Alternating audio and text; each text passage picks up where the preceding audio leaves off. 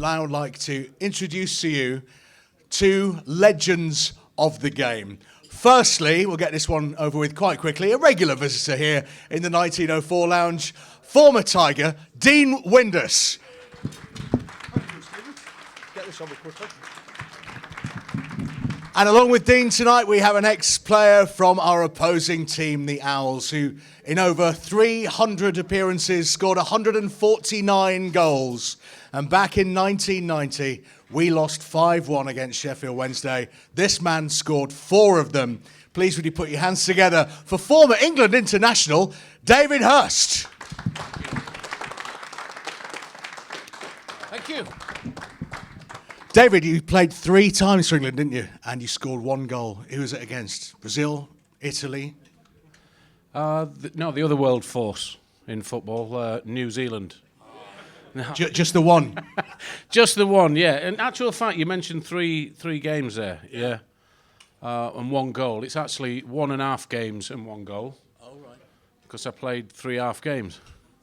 Not quite good enough to make the full 90 minutes at the international level. So is it true as well that Sir Alex Ferguson tried to sign you on a number of occasions back in the day?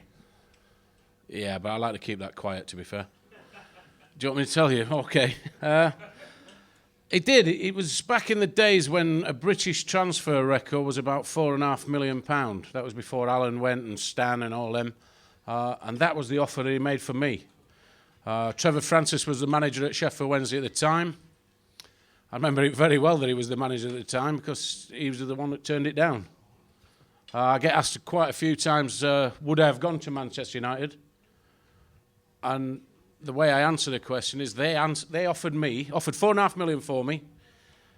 They offered me £30,000 a week, which back then, that was in 92, 93. £30,000 a week, a place in Alderley Edge, a villa in Barbados, a Range Rover and a Porsche, and an Audi for my dad, so he could drive over the hills to come and watch me play.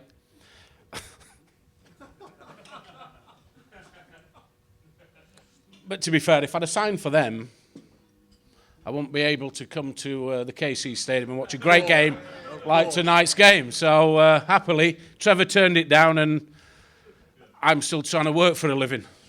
And instead, they got somebody else, didn't they? Because they couldn't have you. Who did they sign?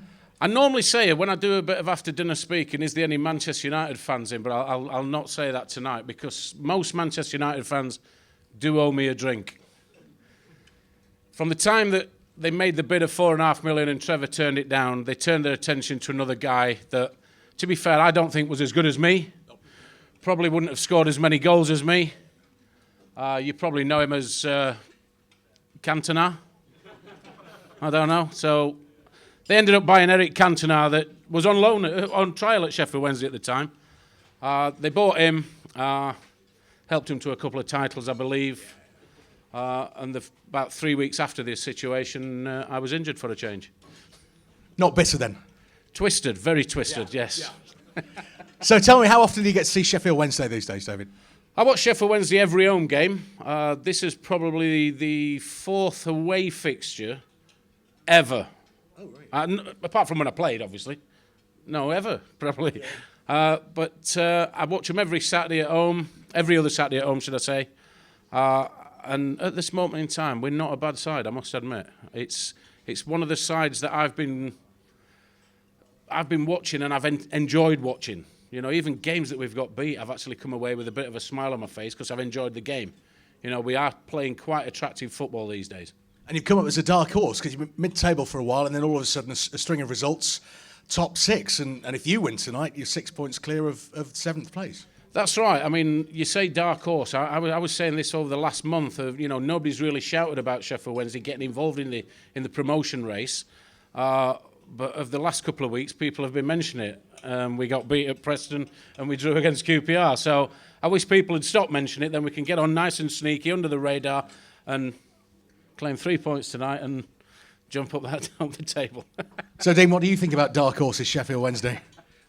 Well, listening to Dave earlier on was when I asked him to become as my guest, he said we're not a bad side.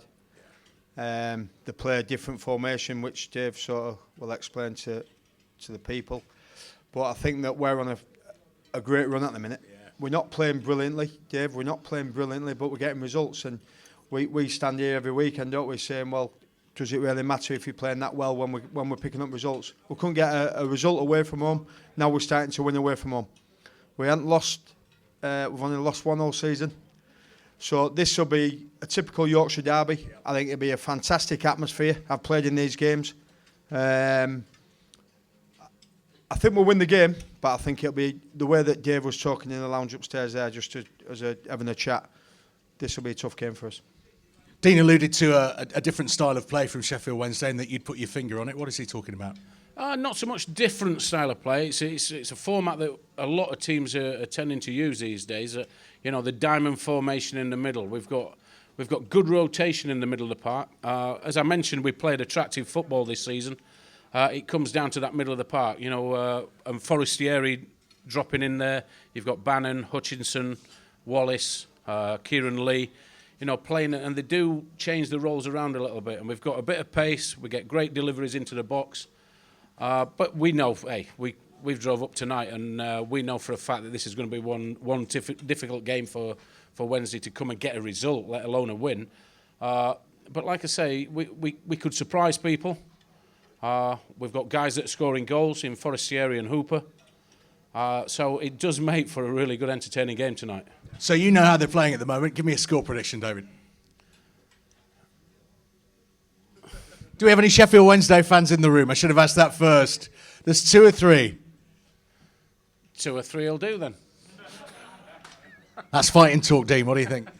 I agree with you. I think this could be a defining moment of our season, really. You know, we are very strong at home.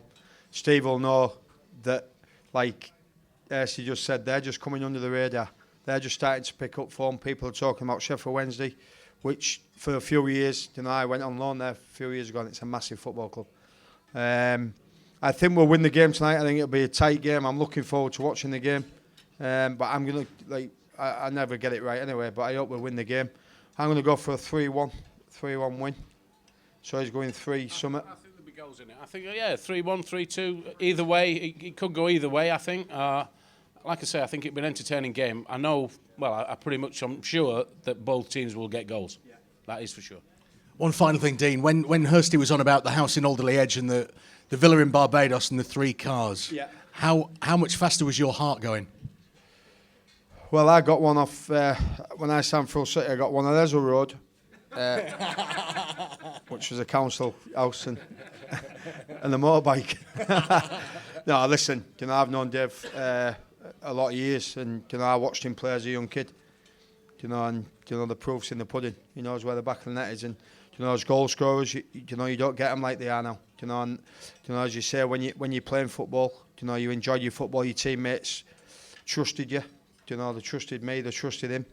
You know, his lads just signed for Sheffield Wednesday. My lad's a professional footballer, and that's all we ask as parents. You know, so we're proud dads as well.